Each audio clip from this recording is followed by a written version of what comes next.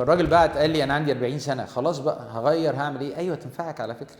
القصه اللي احنا بنتكلم فيها، الجيل بتاعنا كان فيه مجلات زمان زي تنتان وميكي يقول لك من سن 8 ل 88 احنا معاك، مش عشان حاجه، لان هي بتتكلم قبل كل حاجه. شغلنا مع انجح اكتر عباره عن مايند سيت قبل كل شيء، بتتكلم كلها حاجات واقعيه هتقابلك في كل ظروف، هي التعامل الانساني، هي مهاراتك الشخصيه اللي تستخدمها مع اصحابك، مع مراتك، مع جوزك، مع العيله، مع الاصحاب، مع الجامعه وغيره، الى ان انت بتتكلم بتعامل مع سي او هعمل معاه ايه، المواقف الصعبه، الالعاب اللي هتلعب ضدك في الشغل، الناس اللي كلها تعمل زي ما بنسميها بالبلدي كده كومبينه ضدك عشان تلعب انت في سكه وهم في سكه تانية، الناس اللي بتاخد حقك بمعلمه وحرفنه هتلعبها ازاي؟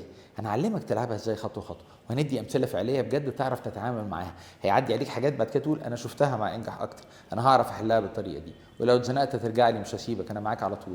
ان شاء الله تنجح، وان شاء الله تنجح اكتر وتتالق وتستقر فيها استدامه كمان. ابدا النهارده وانجح اكتر.